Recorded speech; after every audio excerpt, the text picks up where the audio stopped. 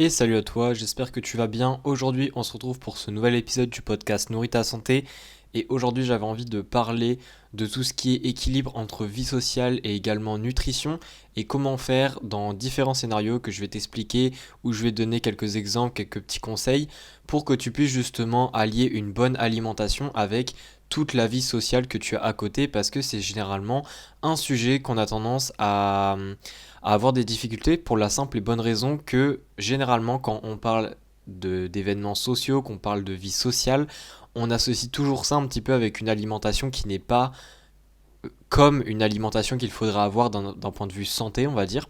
Et c'est pour ça que ça me paraît intéressant de un petit peu d'en parler et d'expliquer quels sont les scénarios généralement qui nous amènent à avoir des difficultés par rapport à cette vie sociale qu'on a et également notre intérêt avec la nutrition et à notre santé et également te donner quelques conseils pour justement faire en sorte que tu puisses lors de ces situations-là agir de la bonne manière par rapport à ce que toi tu veux atteindre. Donc on va du coup parler de tout ça. Et donc l'idée c'est que déjà je commence directement par un conseil parce que ça sert à rien de continuer l'introduction plus longtemps.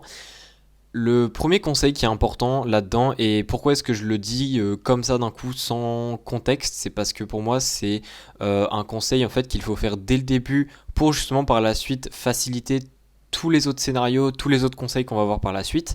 et c'est de tout simplement savoir le pourquoi. Et savoir le pourquoi, plus exactement, c'est comprendre qu'est-ce que tu veux atteindre actuellement. Et le actuellement est important parce qu'on ne pourra jamais dire qu'est-ce que tu veux atteindre dans ta vie. Parce que tout simplement, on peut pas savoir en fait si dans 5 ans on va toujours avoir la même vision des choses, si on n'aura pas vécu entre deux des choses qui nous auront fait changer de perspective, changer d'avis. Bref, il y a beaucoup de choses qu'on ne sait pas du futur et c'est d'un sens bien. Mais maintenant, là, actuellement, qu'est-ce que tu veux avoir, qu'est-ce que tu veux atteindre, vraiment le pourquoi. Et ça, c'est super important parce que comprendre ton pourquoi d'actuellement, ça va te permettre déjà de mieux calibrer tout ce qu'on va voir par la suite, c'est-à-dire à quel point tu veux viser une alimentation santé, à quel point tu veux également mettre en avant ta santé sociale, parce que évidemment tout ce qui est parfait n'existe pas et donc il faut forcément faire des choix à un moment donné, il y aura forcément une histoire de priorité et ça ne peut pas être établi si tu ne sais pas le pourquoi. Donc la première chose c'est le pourquoi. Alors évidemment, il y a pas mal de questions que tu peux te poser, mais je pense que ce qui est important, c'est de te poser la question du pourquoi en lien avec ton alimentation, c'est-à-dire déjà des questions un petit peu bêtes qui peuvent faire un petit peu philosophiques, mais tu peux te poser la question de pourquoi est-ce que tu manges toi personnellement. Alors évidemment, il y a la réponse qui est assez logique, mais auquel on ne pense plus parce qu'on n'a plus ce problème-là, enfin du moins dans notre pays.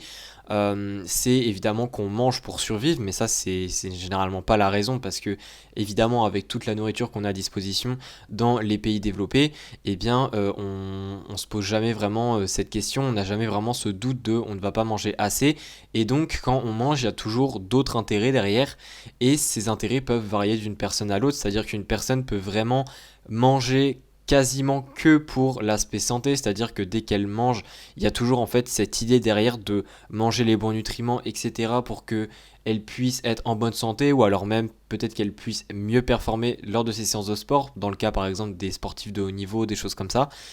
Mais ça peut être par exemple une personne au contraire qui mange vraiment que pour l'aspect social, c'est-à-dire qu'elle mange rarement toute seule, ou du moins quand elle est toute seule, elle n'a pas vraiment, on va dire, d'appétit, elle n'a pas vraiment d'intérêt à manger, elle mange juste le strict nécessaire. Mais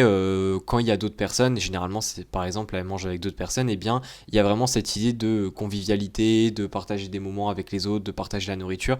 Enfin, ça peut être vraiment différent d'une personne à l'autre, et c'est justement pour ça que tu dois te demander le pourquoi. Si tu ne sais pas ton pourquoi, je vois pas comment tu peux au final attendre des conseils de ma part par la suite sur ce sujet-là, puisque tous les conseils que je vais te donner par la suite, il n'y a pas de oui ou de non, c'est toujours des nuances, et ces nuances-là, c'est évidemment à toi, on va dire, de les déterminer. C'est-à-dire que si je te donne une nuance entre un point A et un point B, eh bien ça va être à toi en fait de doser entre ce point A et point B par rapport à ce que tu veux atteindre. C'est-à-dire que par exemple si je te dis un extrême et je te donne également l'autre extrême, donc l'extrême de l'extrême en fait, hein, tout simplement, les deux contraires, et bien évidemment, dans la plupart des cas, on va pas chercher l'extrême, et on va toujours, on va dire, aller à un point au milieu entre les deux, mais évidemment, généralement, on ne va pas pile au milieu des deux. Il y a toujours, on va dire, un petit peu une question de favoritisme entre les deux, ou du moins quelque chose qu'on priorise, qu'on priorise plutôt, entre les deux à l'instant T, et c'est justement ça que je veux que tu fasses. Donc j'ai été un petit peu long à expliquer ce point-là, mais en fait pour moi, ça n'a aucun intérêt d'écouter limite la suite de l'épisode, ou du moins c'est bien pour prendre des notes ou avoir des idées pour plus tard, mais pour moi ça n'a pas trop d'intérêt en fait d'essayer de mettre en place tout ce qu'on va dire par la suite si au final cette idée de pourquoi n'est même pas correctement établi. Et ce qu'il faut comprendre, c'est que quand tu te poses ces questions-là, il faut que les réponses soient suffisamment claires sur ton pourquoi pour que tu puisses être en mesure de, par exemple, si on te pose la question comme ça en pleine journée, zéro contexte, etc., que tu puisses être en mesure de répondre sans vraiment de doute. Il faut vraiment que ça soit clair dans ta tête. Donc maintenant que ça c'est dit, on va pouvoir parler des différents scénarios. Alors pourquoi les différents scénarios? Parce que généralement en fait il y a des personnes, quand on dit cette idée de social, que l'alimentation parfois c'est compliqué d'essayer de doser entre je mange sain mais également je mange en étant intégré dans la société en quelque sorte. C'est assez compliqué de se projeter parce qu'il y a des personnes qui disent ah mais non moi je mange sain et j'ai zéro problème nanana, et parfois ces personnes là, tant mieux si elles ont zéro problème, mais parfois en fait elles ont des problèmes, c'est juste que soit elles le dénient, soit elles ne pensent pas à la situation en question, ou alors elles l'ont pas vécu depuis un certain moment. Mais effectivement il y a des scénarios où généralement cette idée de social est beaucoup plus présente, et c'est justement ici qu'on pourrait se poser la question de comment je fais en fait si je veux profiter de ma vie sociale, par exemple des fêtes, des soirées, des choses comme ça, ou alors même de sortir manger en ville ou autre, sans non plus totalement changer mon alimentation, parce que généralement ce qui fait peur en fait c'est que quand on prend part de toutes ces activités sociales là, on a peur derrière de ne plus appliquer, on va dire, les conseils nutrition qu'on applique d'habitude durant ces repas là, et en ne pas l'appliquant plusieurs fois, on a généralement peur en fait, on va dire, de perdre l'habitude et donc de revenir à une alimentation qui est mauvaise, et donc ça ne va plus aller vers ce qu'on recherche, qui est notamment la santé pour beaucoup, mais ça peut être aussi vraiment autre chose, hein, pour d'autres personnes ça peut être que pour l'aspect sportif, enfin bref. Ça c'est encore une fois une question de pourquoi. Mais ces différents scénarios là, eh bien il y en a plusieurs, mais un qui est assez courant, c'est le restaurant, aller manger dehors tout simplement. Puisqu'il y a toujours cette question en fait il y a des personnes quand elles sont au restaurant, elles ne savent pas quoi prendre, et elles ont toujours cette idée entre est-ce que je me fais plaisir, alors entre guillemets je pourrais le mettre, même si là je peux pas le limiter, mais cette idée de entre choisir vraiment un repas plaisir au restaurant, ou est-ce que je continue à en quelque sorte respecter toutes les règles, tous les codes que je me suis appliqués dans mon alimentation jusqu'à maintenant et que j'applique au quotidien. Et ça, encore une fois, au restaurant,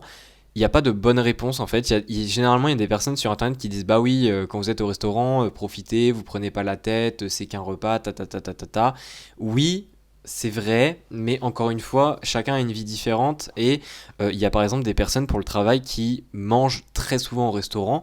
Et évidemment, ce conseil ne s'applique plus parce que les personnes, généralement, dans leurs conseils, elles insinuent au final que le restaurant, on y va peu souvent, une fois par mois ou des choses comme ça. Mais si par exemple le restaurant fait partie de notre travail et qu'on y va plusieurs fois par semaine, c'est plus du tout la même question, parce qu'évidemment, y aller plusieurs fois par semaine et y aller une seule fois par mois, c'est pas du tout pareil, c'est pas la même fréquence, et selon ce qu'on fait au restaurant, selon ce qu'on mange, ça n'aura pas du tout les mêmes répercussions à long terme. Donc évidemment, on ne peut pas donner un conseil général et insinuer que ça s'applique à tout le monde, ça marche pas.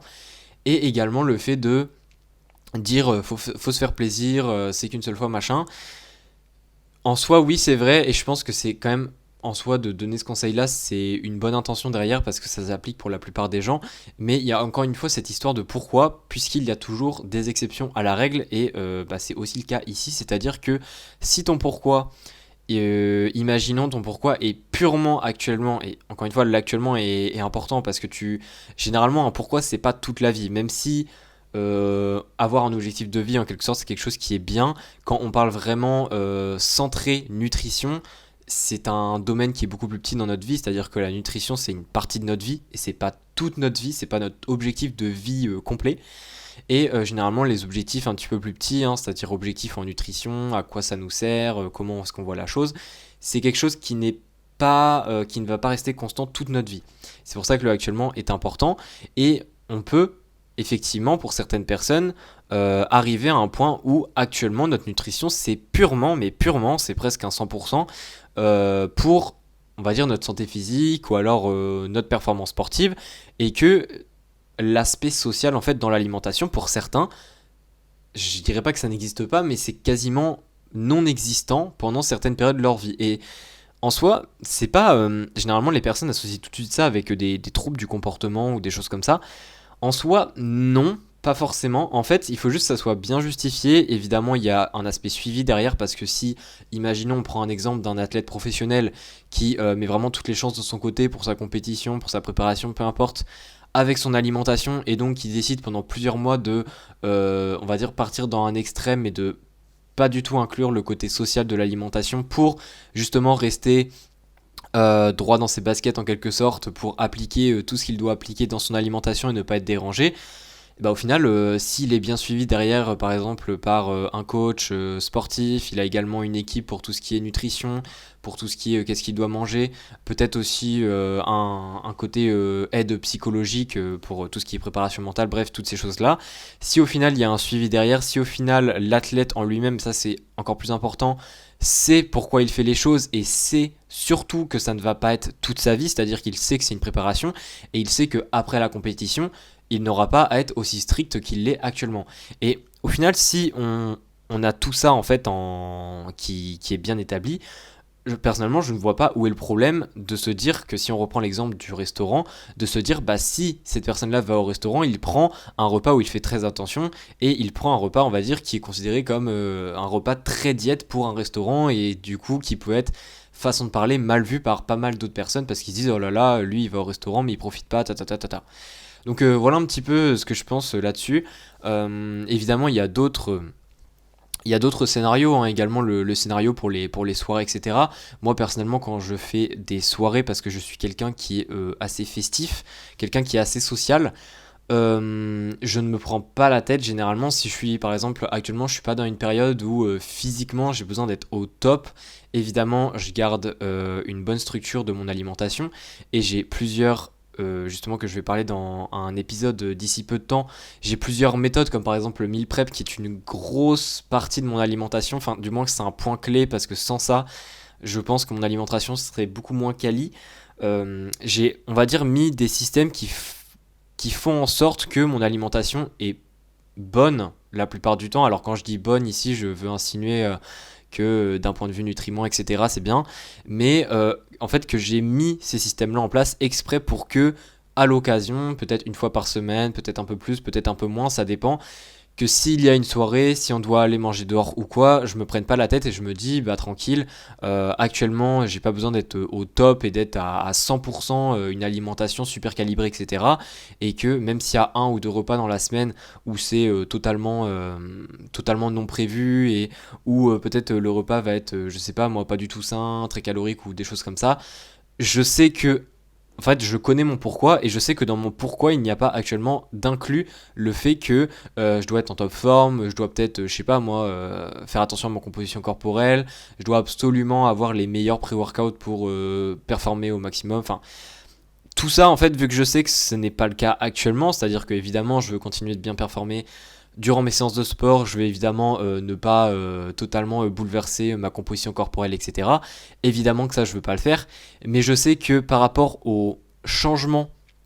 que je vais apporter à mon alimentation actuellement, c'est-à-dire un petit peu de sortie par-ci par-là, ça ne va pas avoir suffisamment d'impact pour que ça puisse chambouler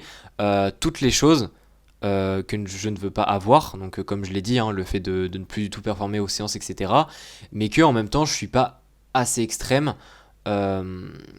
pour, on va dire, optimiser la chose au maximum alors que je le recherche pas forcément. Enfin, c'est vraiment une histoire en fait d'équilibre et c'est pour ça qu'il n'y a pas de bonne réponse. Alors là, en fait, j'essaye surtout de donner des exemples un petit peu. Je pense que c'est un petit peu ce qui peut t'aider à calibrer justement ton propre pourquoi par rapport à ce que tu fais actuellement. Et encore une fois, c'est pas parce que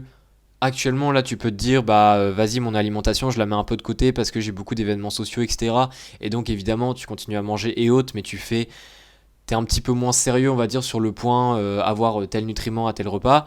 Encore une fois, si tu fais ça, je vois pas en quoi il faut être coupable, se sentir coupable ou je ne sais quoi, si derrière tu sais que c'est juste une période de ta vie et que cette période-là, on va dire, le fait d'agir comme ça et de mettre en avant le côté social, que c'est quelque chose qui va te permettre de ne pas avoir de regrets plus tard et que tu vas te dire j'ai bien fait d'avoir agi comme ça pour justement vivre au mieux possible cette période de ma vie, tu vois. C'est vraiment ça en fait qu'il faut comprendre et encore une fois, les personnes en fait qui voient la nutrition comme quelque chose de lisse dans la vie, pour moi, ils font une grosse erreur, puisque on peut, pour moi, ça me paraît vraiment impossible en fait d'avoir entre guillemets tout le temps le même niveau d'implication dans la nutrition, le même pourquoi exactement, tout au long de sa vie. À la fois c'est ennuyant, il y a vraiment cet aspect d'ennuyant, tout le temps la même chose, mais également c'est quelque chose qui n'est pas compatible avec une vie normale qui est quelque chose qui est constamment en mouvement, c'est-à-dire que toute notre vie, il y a toujours des changements, il y a des bouleversements, et ça fait qu'on doit s'adapter, et évidemment les adaptations font que nos habitudes doivent aussi s'adapter, et c'est pour ça qu'il faut changer les choses, et régulièrement se redemander ce pourquoi. C'est-à-dire que là, si tu réponds à ce pourquoi après cet épisode, c'est très très bien, mais quand tu commences à te rendre compte dans ton alimentation qu'il y a peut-être un petit peu plus de changements, mais que peut-être tu commences un peu à perdre de l'intérêt, tu te dis mais pourquoi je fais comme ça, etc. Peut-être que c'est aussi, c'est de nouveau une bonne période, un bon moment pour te reposer cette question et voir un petit peu si ton pourquoi n'a pas changé et par rapport à ça, réajuster un petit peu ton alimentation par rapport à comment tu vois les choses actuellement. Donc j'espère un peu que cet épisode t'aura plu. Alors en vrai, j'aurais pu parler de d'autres choses, mais je sais qu'il y a des épisodes dans les prochains épisodes, là je parlerai de d'autres aspects et notamment du meal prep beaucoup plus en précision pardon. Donc j'ai pas voulu faire un truc trop long non plus, j'espère en tout cas que ça t'aura plu. Pour moi vraiment en fait ce qu'il faut retenir c'est vraiment le pourquoi. C'est d'ailleurs de ça que j'ai beaucoup parlé dans cet épisode, mais c'était aussi le but. Donc si en tout cas l'épisode t'a plu, n'hésite pas à laisser une note. Également,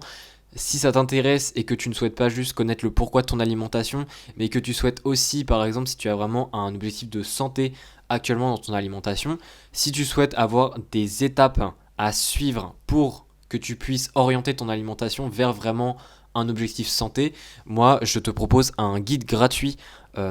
sur justement 3 étapes à suivre qui s'appliquent à tout objectif, c'est-à-dire que ce soit une perte de poids, que ce soit une prise de muscle, que ce soit juste être en bonne santé, bref. Peu importe ton objectif, ce sont des étapes universelles. Et donc, ce guide-là est gratuit. C'est un PDF qui est gratuit et tu peux l'obtenir en cliquant sur le premier lien dans la description de l'épisode. Donc, en tout cas, n'hésite pas à le prendre. Et si tu as des questions, n'hésite pas non plus à me les poser. Et on se dit à la prochaine. Allez, ciao.